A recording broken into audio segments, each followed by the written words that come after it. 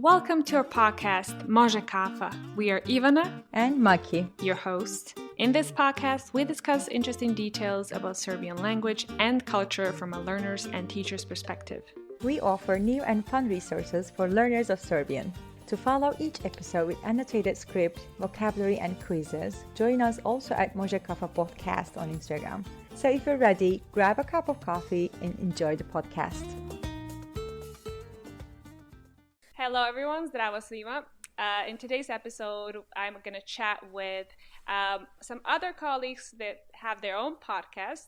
Maybe you know about them. It's We Have a Lot to Talk About, and I think the title does it justice because you do have a lot to talk about.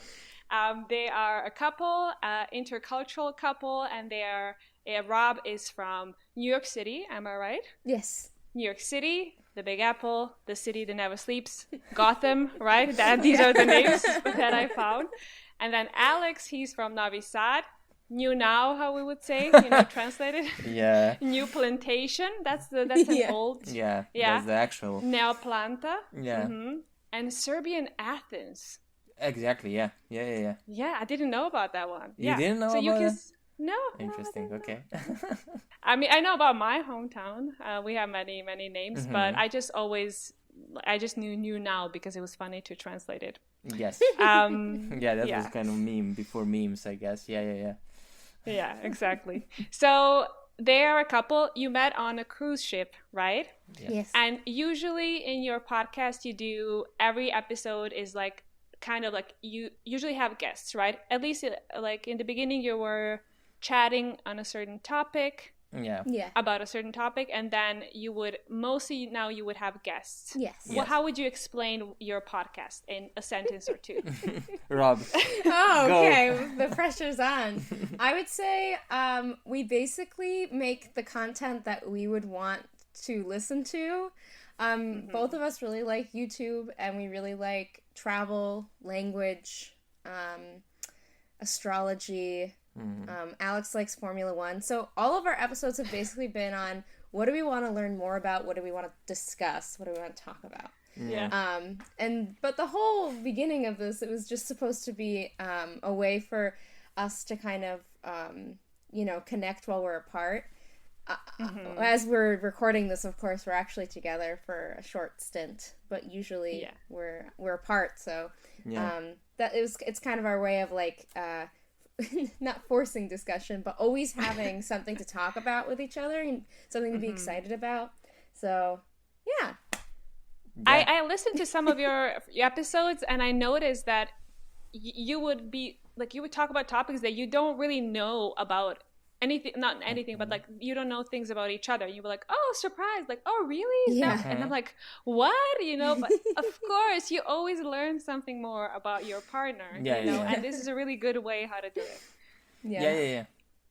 I want to ask you some questions, but the first question I want to ask you is, I want to know your story before you got on a cruise ship where you met. So, what was your story before that?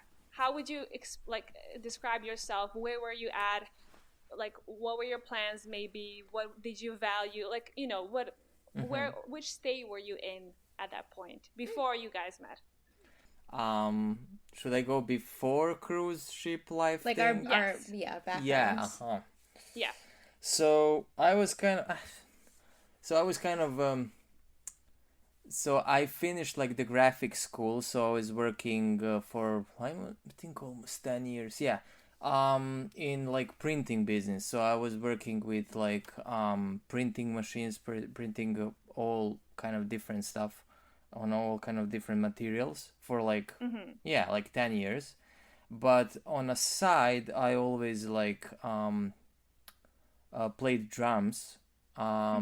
So that was like kind of a weekend thing. I had like a gigging band for I changed a few obviously, but like for I guess like 10 years, something like that. A little bit shorter. Wow. But we were like every weekend or sometimes even like 3 times a week.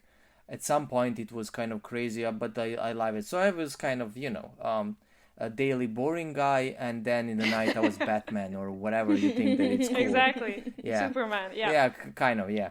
So, and that later on, like, but I just finished like a high school, like, I don't know, university is not for me. I kind of tried it, so, but it was like, you know, I would say, to explain shortly, I don't like to learn things about, I don't like to learn things that I'm not really into. You're not into academia, but you're into like self.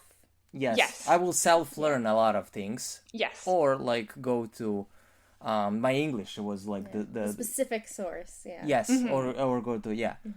So it was not appealing to me. So then I was like, I started to work, and I invested money in like equipment for drums. So I was like doing those two things, and then eventually at one point I wanted to change something in my life. A few things happened, and I was like, oh, this is the moment. And it took us a while to like make a band specifically for the ship for cruising, and that's how I like, let's go and try to at least do a stint of being a professional musician.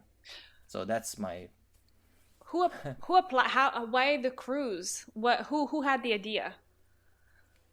Was it you or some friend of yours? My friend that ended up being in my band also. He went a few years before me.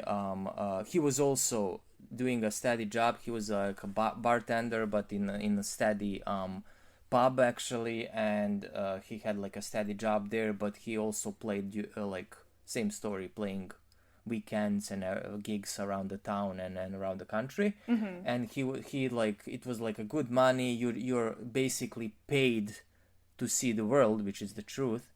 Yeah. And you're doing what you like. And I was never a guy who like played folk music. I don't like that music, and even more, I don't like people who are coming to listen to that music. So me playing domestically for like bands that are doing weddings, you know, even how that looks in Serbia. Oh yeah. That was never like, I was like, this is not for me. So I was like, this is the most commercial for the most money that I will do. So I was like, whoa, yes. And I want to travel. Yeah. One of the problems kind of that I had, I think a lot of people in Serbia have, we also talked about it before. It's like either you have the money, but then you have a friend or somebody who doesn't have the money, and or you have a girlfriend or he has a girlfriend, then you cannot go with them because you're third wheel, whatever. Basically, even if you have money, you it's difficult to manage to find somebody to go with you on some kind of travels. And this was like all bunched together, and it was an amazing experience. For almost 2 years.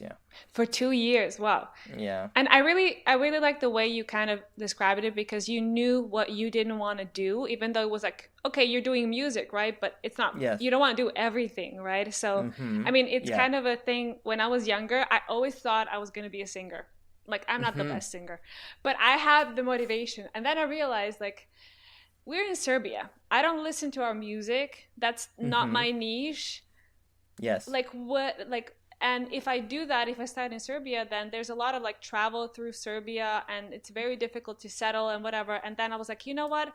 I had to weigh and see what's more important and see in which direction I wanted to go. And that's why I was like, as like much younger, I was like, okay, I'm gonna give up on that, because you kind of have to think about it realistically. But as you said, like, this was a really good opportunity for you. It kind of combined things, some novelty, which is, as you said, come on, traveling, that's great. I mean, some people love traveling all the time, some people don't, but I think it was really a really good experience to have. And you know, to see things, but also to figure out maybe this is something you can do, maybe full time, maybe not. And and you just went for it. So I think it's really, really nice that you had that chance, you know, because I feel like a lot of people in Serbia are like, no, I want to stay in Serbia, but like, no, just go and like, just see, try it out. And maybe that's not something you want. That's okay. Yeah, true. Yeah. And Take what the about your risk. story? Yeah, so I was a professional musical theater actor for 10 years. So while Alex was working as a graphic printer, that's what I was doing. And I went to school for musical theater, and I then, in Boston, Massachusetts, and then I moved to New York, and I worked there for a while, doing a lot of side jobs like catering, which I really enjoy, and I would always go back to some sort of restaurant job. I really do enjoy it. But What do you and then like as about a it? I like any, and this is also why I like musical theater or music or any sort of creative freelance job.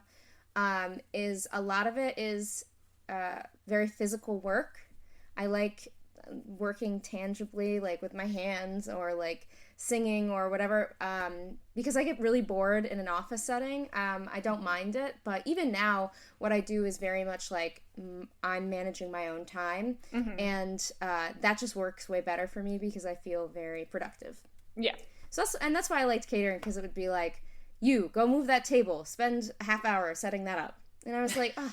I had a friend who said this to me, and I totally agree, which is, if I was a dishwasher for the rest of my life, I'd actually really enjoy it. Because it's like, there's just something about, like, doing that routine that I just feel more useful than, I don't know. That's just me, though, personally. But yeah, that's what I did. It's good to know, and then, you know? Yeah. So that's basically what I did. And then in New York, it's actually, I don't think this is news to anyone, but working as an actor in New York, because it's just so saturated, is really hard. And we have, a very powerful actors union, which I was not a part of, but there's also, hundreds of thousands of non-unionized actors as well in New York. So you're competing against just so many people. Yeah. So I got really lucky when I ended up getting this job, because I always said I was never going to work on a cruise ship. One, mostly just because I was afraid I was going to be motion sick, but also it was just so competitive that I was like, I'm going to focus on, finding a small little theater where I can eventually settle down and become like, I also do choreography, so that was like something, so I could eventually, like, once I don't want to be an actor anymore, transition into like background more of the production side.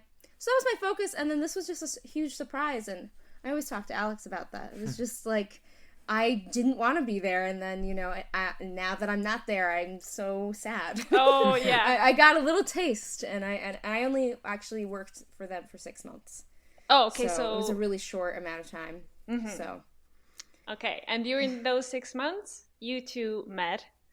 Yes. And when you met, I mean, probably not right away, but after a while, what was the thing that you kept? Why did you keep pursuing that relationship even after you, what are your reasons why you were like, okay, this has been lovely, now we're gonna go home, and what made you stay in contact?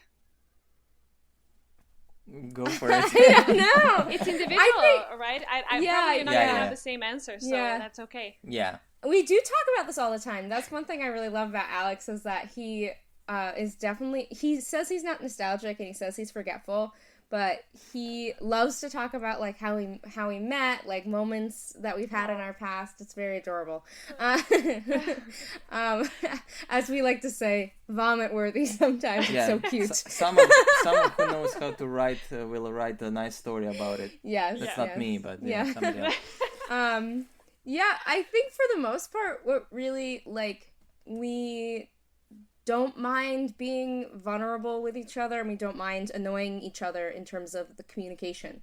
We've since I was the first person to leave the ship, and then he was stuck on the ship for 2 months during the pandemic. Oh wow. Yeah.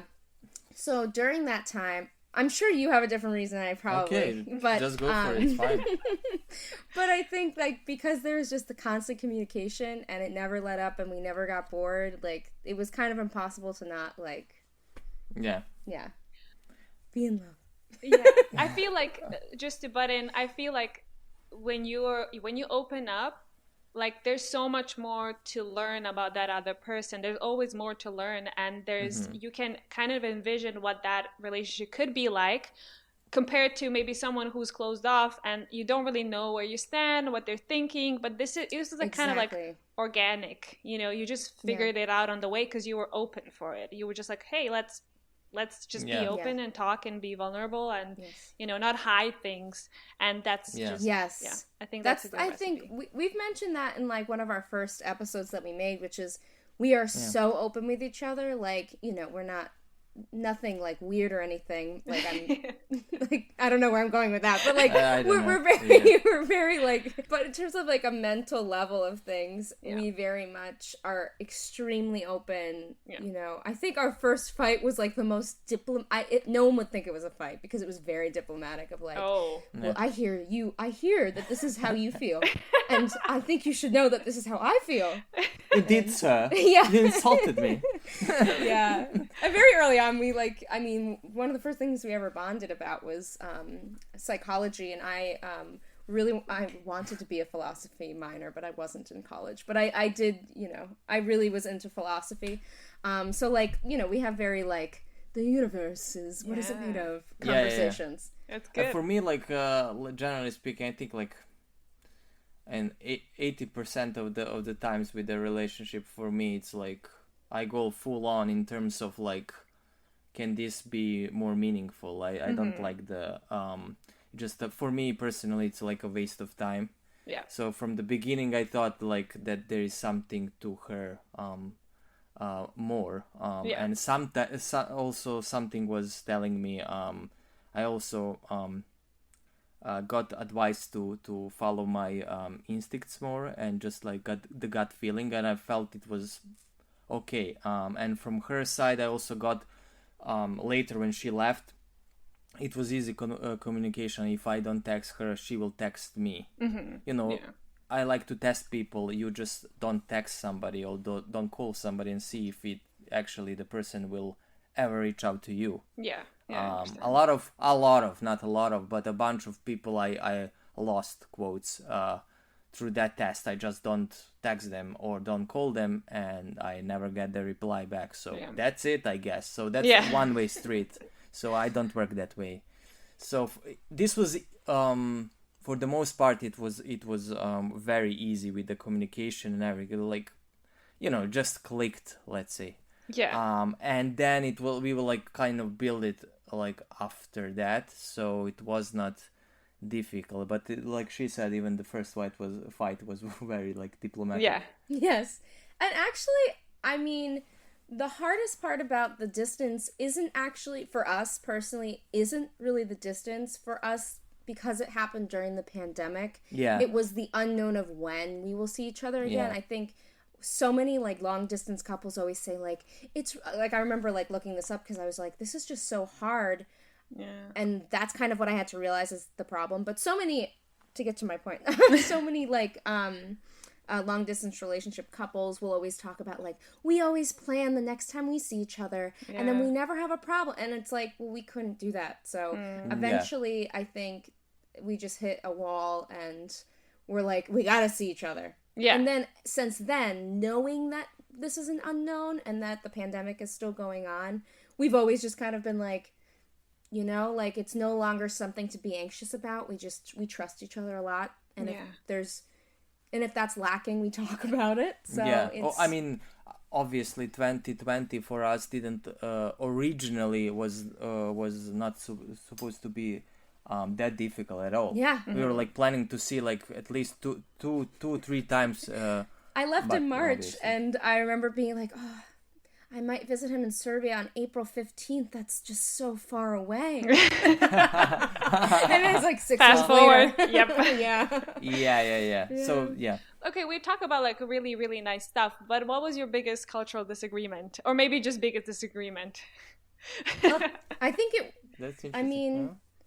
You can go if you if you have idea, go. Well, okay. I'm just thinking about it, like, Well, I think really our only big, like, issue that we ever had was about how Americans are obsessed with politics. Oh, I knew it. Stupid politics. Yes, okay. and, like, and, you know, I would say Serbians are as well, but like, you know, when we talk about like trusting the media or not, trusting your government or not, that is, I think most of our discussions are about people that aren't us. It's about like, oh, this politician did this, and we may have differing opinions, or sometimes we have the same opinion, but I was gonna say we, but I get so heated because it's a very American thing to get really emotional about politics, even though it's not about you personally. I would get so emotional that I would kind of, you know, take his like honest opinion or disagreement with me as like, you know, oh my God, an attack on my heart. Like, our values are different. And it's like, actually, our values are very similar, very much on the same radar when we get down to it. But that, I think, for me, was like the hardest thing. And that was actually the catalyst for us to like see each other the first time, was kind of like, you know, this is something that we need to be in the room and talk about. Because those things are hard. I think that you're right. But I was definitely not as much as affected affected personally as she was. Of course not. But that is the biggest disagreement. Yes. Of course not, because but that's like, and I actually was a great thing for me to realize that I didn't realize how focused Americans are on other people other than themselves. In a selfish way. Does that even make sense? It's like I'm making your problem my personal problem. I feel so bad for you, and you know, like it's important to advocate for people, and I'm very much, I will outright say I'm a liberal in American politics. But some things, you know, I think I even said that once to you, like that's like kind of more of your problem than my problem. I can't remember specifically what we were talking, because she was really, like, I don't know, agitated or like angry at some remark or something, and it was like, but I didn't do nothing. I just like something like that. Well, he had made a joke, but I was like, that's not funny. It's of course, over the phone sometimes, you know, and also, you know, Serbians are very sarcastic. I am very sarcastic. Ooh. Usually normally we're very on par with that stuff. But when it came to politics, for me, it was like, sarcasm has no room here. And I will be just sarcastic. And he's just making a joke because it's lighthearted, you know, like, you know, Serbia has, like, been through the ringer, especially when it comes to the U.S.'s involvement, forcing their involvement. So, like, you know, and I'm aware of that, so that I'm like, oh my God, we're horrible people. Like, but, like, whatever. Before we continue with the show, here's a quick reminder. This podcast is free for everyone and supported by listeners like you. We hope that this podcast is useful and convenient to you. This is a labor of love for both of us. To help us continue creating useful content for everyone, we will appreciate your help. If you have the means, you can support us in different ways. You may just go to buymeacoffee.com/mozdekafa podcast and send us some cups of coffee. You may also become a member of our show on patreon.com/mozdekafa podcast and get extra benefits like bonus content, full transcripts of the show in Serbian, or even join us on the show. We rely on your support to help everyone more in learning Serbian language and culture. Thanks for joining us today, and now let's get back to our episode. I feel like in Serbia, at least for me and my surrounding, it was really taboo to talk about politics. Do you have the same experience, Alex? It was kind of like a thing you don't talk about. I don't know. I never talked about politics, ever, with anyone. Well, I would not say that it was a taboo, but like I remember when I was a kid, like it was you knew what was going on with the politics at that time. We knew who was the target, who we didn't like. Yeah, that's for sure. Which is like, you know, and everybody was on that side. I remember it was like that, but it was not really part of my life. I really, when I think about it, when I think about like Novi Sad in the 90s when I was a kid, like I had like happy childhood, even though I know at some point when I think about it, it was like a kind of crappy in terms of like I even told you the stories, like we would go to like play in elementary school, like in the afternoon or whatever. We didn't have like really money. We didn't really need it. Everybody was at plain level. You know, our parents were not really like I don't know, like rich or anything. And you knew what was the problem. You knew your country was kind of closed and everything, but that was not like, I was not invested in politics until like 2000. And of course, more or less everybody got like disappointed in that story after like 3-4 years, 5 years maybe. And that was kind of when most people like just gave up. Yeah. And that's why I kind of disagree with her, because I'm like, yeah, right. I went to vote. Yeah. I don't vote anymore. So, you know, it's just like totally, but it was not taboo in my like family to talk about the politics, but definitely was not like something that is like, you know, heated. Yeah. Or especially, so heated, and so like, I learned because of her that in USA it's very polarized, very polarized, which was like I kind of knew about it, but I didn't know that it was so like intense. You definitely helped me realize that sometimes, you know, I would say I have more like the problems that people in Europe have with the US. I would say I'm on the more correct side. I know the problems that my country has, and I definitely want that to change. I never realized that being on that side still made me so biased in my patriotism. I didn't realize how ingrained that was in me until we had these really tough discussions. And you know, it's still something that I'm working on, because I'm really trying to, like, you know, people disagree. We're not even in the U.S. right now. Why are you talking about this? You know, why is everyone talking about the U.S. and their politicians? Like, who cares? Yes. Yeah. Absolutely. I've always said that, like, when we were on the ship, they would have CNN on the ship, and I know it plays all over the world. And all over Europe. And that's so weird to me, because to us, like, CNN is not necessarily a reliable source. It's very much big media, and sometimes they have it right, sometimes they have it really wrong. Yeah. So, you know, I mean, and like, we could go on and on about politics, but as basically what it was is really about, like, figuring out why am I so heated on this subject, and I think we really grew as a couple from that. Situation. Alex is like, I learned you're crazy person. And... Okay, now I want you to react to some stereotypes, and I want Rob to react to Serbian stereotypes and Alex to American stereotypes, obviously based on your experience, which is of course biased as everyone else's is, but that's okay. I just want to kind of like make fun of these things. And let's see what everyone's gonna. I have, I think, 6 for each person. So, Rob, do Serbs drink a lot? I think it depends. I think that they definitely celebrate. There's always like an opportunity to like go out and celebrate.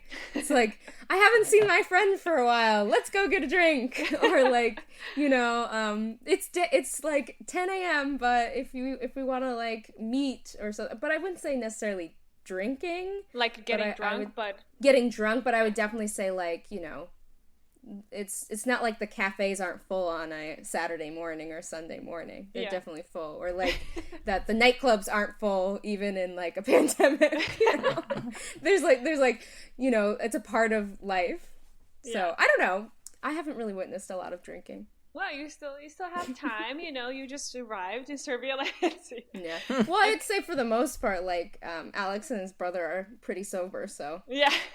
So it's like I haven't been able to experience that with others. Yeah. Serbs often get angry.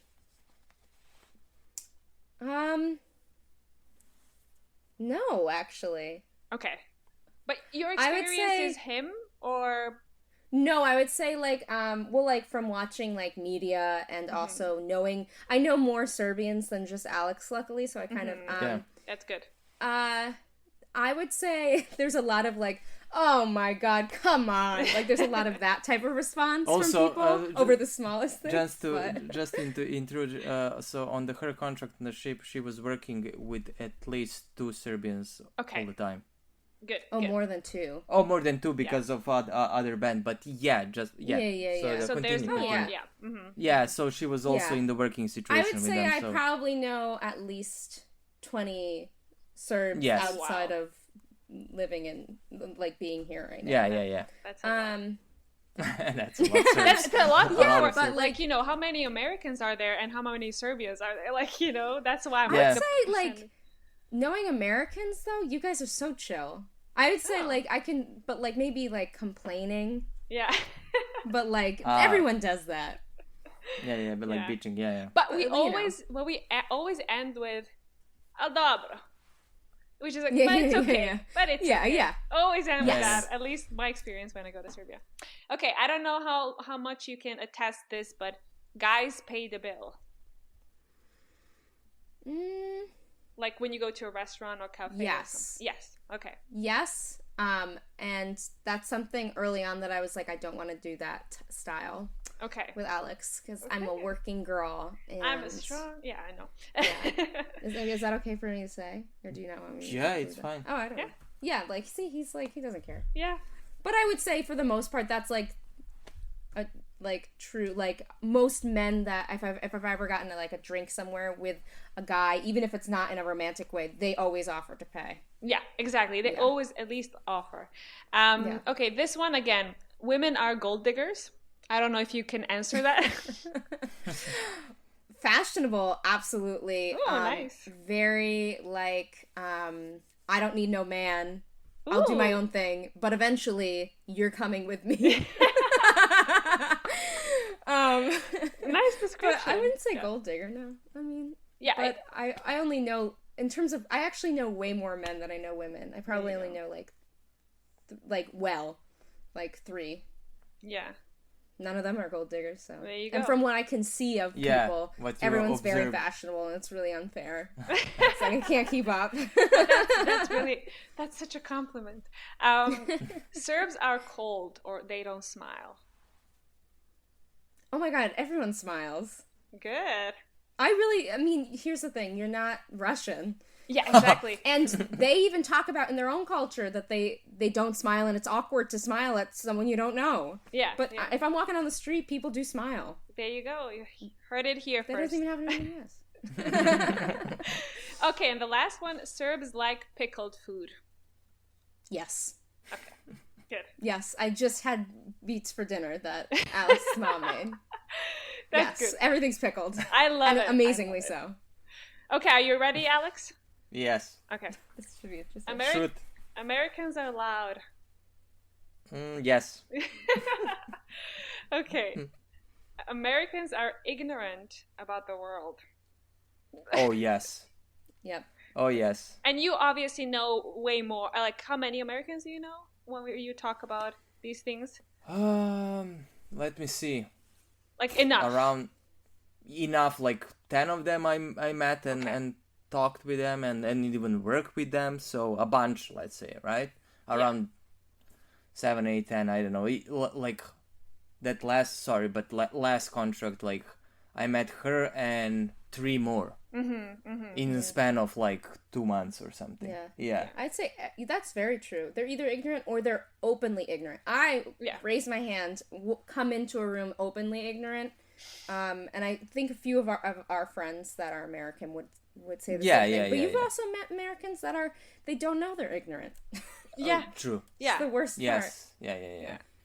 So, yes, generally speaking. Yeah, guys, we're just making fun of these stereotypes. It's not like, we don't know it's just fun. Americans are workaholics. No. I would say no. Okay. Yeah. I disagree. Ooh. I think they are. Okay. You would say, is it like... The ones that I met, they were like normal. If you were asking me about like people from UK, that's a different story. Oh, okay. So they are workaholics. They definitely have that fast rhythm. Yeah. Okay. Wait, workaholics or alcoholics? Workaholics. Workaholics. I heard alcoholics. Oh! I'm like, that's probably why you're like, what? What? Yeah, workaholics. Yeah. Okay. I'm sorry, now I've tainted it so you can honestly answer if they're workaholics. I think, yeah, if I just think of you compared to me, like how you... Yeah, and I'm chill, I would say, for the most Jesus, part. yeah, okay, let's go to the next one. Okay. Americans are arrogant.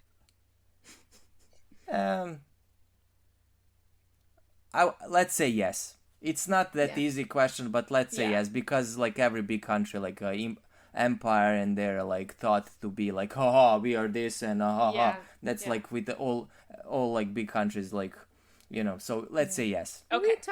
We have a friend named Mo. I don't know if I can interject here, but we have a friend named Mo that we had interviewed for our podcast, and afterwards we talked for hours, and she was saying, yeah, Americans like to pretend like they know everything even if they don't. Like sometimes you feel like you need to speak on a topic even if you don't know what's happening. Americans are patriotic. Oh yes. Mm-hmm. Yeah. Would you say Also, Serbians are patriotic? I don't know, like I would not say like I would say for Americans they're indoctrinated in that story. Whereas we are, I guess, like half. I don't know.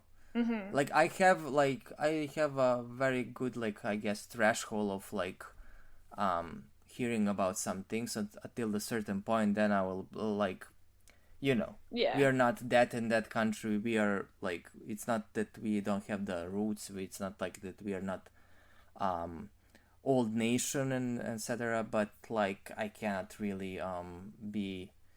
I have my prides in our nation, but I would like Definitely. not like really boast about it. Yeah.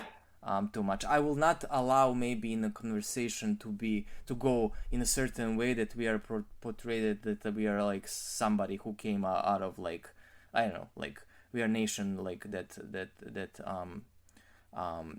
is like from, you know, 2 weeks ago or something. The last one. Americans can only speak English. Yes, I would say yes. Okay. Yeah, that goes in with the patriotism, I think, as well. I think, like Alex said earlier, we're definitely indoctrinated into that mindset. Yeah. And it's not, I don't think it's with the purpose of, like, sheltering us from the world. I think it's from a very old imperialistic ideology of, in order to survive, you have to be the best. Yeah. Which is just, and I would say, like, again, I would say I'm on the correct side of history in the U.S. and, you know, and there's and, you know, patriotism is a huge buzzword in the U.S. and used as a weapon of like, you're too patriotic. But this person who says that is probably just as patriotic, but in their version of their country that they want to see. Yeah. You know, it's like, Yeah. no matter But the ones that I met, like Americans, they just like know English. Yep. So I guess they don't need to know other language. But I mean, I'm not supporting that, but I guess it is what it is. So my opinion, most people who do know 2 languages are in the working class of the U.S. So you wouldn't probably meet somebody from the U.S. who's bilingual because it's really hard for them to leave. Because of the economy and stuff. And to be honest, your country is really big and there's so many things to see in your country. Like there's no need to travel to some other country potentially. I you mean, know? Very much so, that's like, oh, they're like this, they're like that. I mean, they have the whole continent, so it's like really... Well, so they're like different. It's like, it's very big. Like you cannot like contemplate the differences. Also for Serbia, some people I know when they say like we are this is like Balkans, right? Yeah. But I don't like some narrative that they are not portraying us as a European country because we are not in EU. Yeah. It's like stupid for me personally. I was like, what? Even we talked about it, and your mom talked about it. We had that like kind of even though we are not in the sea, we have that Mediterranean vibe to us. Yeah. Like Greeks, like Spanish people, like Italians, like hugging, kissing, drinking, siestas. Yeah. I definitely agree with that. The last thing that we have is several rapid questions where I would give you to choose. Like, I give you two options, you choose one, which you like prefer. And I don't know how much, Rob, you know about Serbian, maybe like Serbia overall, like cuisine or something. I try to make these things very simple. I hope you tried certain things or saw certain things in Serbia. So, okay, the first one is pljeskavica versus cevapi. So pljeskavica, we've had both of those. cevapi right? we had today. Yeah. And pljeskavica you ate when we were in on Strand. The like That one. That one. Yes. Pljeskavica, Yeah. okay. Pljeskavica. Just bigger. That's a good answer. And you? Easy to run with. and me cevapi. Cevapi, I okay. will, yeah. Keeping it versatile. Yeah. Okay, supa or čorba? Čorba is creamy soup, and soup is like the clear one, like chicken soup Yeah. with noodles. Supa. Supa. Soup for me. Soup. Yeah. Yeah. You? Super. Supa. And you? Super. I just Same. I go super, you go and you. Yeah. And you? Super. Okay.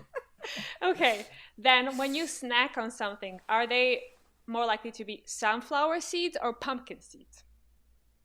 Both. Both. I would say pumpkin seeds. Pumpkin seeds, okay. Yeah, I mean seeds. Yeah, but I like to mix things. So yeah, I have like a mix of everything. So I'm putting that on food. That's why I was like, when you're like as a snack. Yeah, as a snack. Yeah. Just the what was the sunflower seeds, right? Suncokrét or buntaret. Okay. Yeah. Ćirilica or latinica? What do you like more? Maybe visually, maybe what do you use or something. Okay, for you, Rob, probably you don't know Ćirilica, how to write it, but what does look visually pleasing or interesting? Sorry, that's Latin and the Cyrillic script. Cyrillic, yeah. Okay. Should I answer? I know my answer, but What? So visually, you're right. I don't like Cyrillic, like Ćirilica, Cyrillic. I don't like visually. Okay. But I know I was using it actually like in elementary school for most part. But I would say then Latinica, right? Latin, yeah. Latin. I think as someone whose language is in like Latin, Mm-hmm. it's harder to pronounce when reading in Latin than reading in the Cyrillic. So Really? I would vote opposite of you. Oh, there you go. Just because like once you know what it is, then you just can say it. Say the word. Okay, then we have Vojvodina versus Serbia. When I say Serbia, I mean the southern, like Belgrade and southern. I don't know how much she's seen. That's why. For the hometown team. Yes, I haven't seen Belgrade yet, really. So, Okay. but I'll say up here is where it's at. Yeah. Okay, you still have some time. What would you say? I would say Vojvodina, yes. Vojvodina. Well, now I had the last question, which was Belgrade versus Novi Sad, but you can't answer because again you didn't go there, so. Yeah. Yes, but from what I've heard, I would say Novi Sad is probably the place that I would enjoy like sleeping in. Does that make sense? Like spending multiple days in. But Belgrade would definitely be the place to like day trip to because it's really close and windy from what I hear, and hilly, so it's kind of exciting. It'd be a fun place to visit, but I don't think I'd want to live there. Yeah. Good. Okay. That's all the questions that I had. I just want to tell the listeners to check you out on Instagram. You're also on YouTube or any other platform for podcasts, right? You're on Spotify. You're on like various others as far as Google Podcasts. Yeah. Exactly. They cover topics like childhood and language and working on a cruise and astrology, as you already said, long distance relationship. And they have a lot to talk about. And comment if you have a lot to say too. Thank you again for being here, guys. Thank you for like being very open and friendly. I love talking to you, and I hope we're gonna meet up very soon. Thank you for the invitation and everything. Yeah, your first interview. Come on. Yeah. Yeah, true. So excited. Exactly. Okay, guys, the next episode is probably going to be on Rakia, and Maki is going to be back. So stay tuned. Pozdrav. Thank you for joining us today. We hope you enjoyed our podcast and learned something new. In case you have any comments, suggestions, or questions, make sure to share them on our Instagram page, Može Kafa Podcast. Prijetno!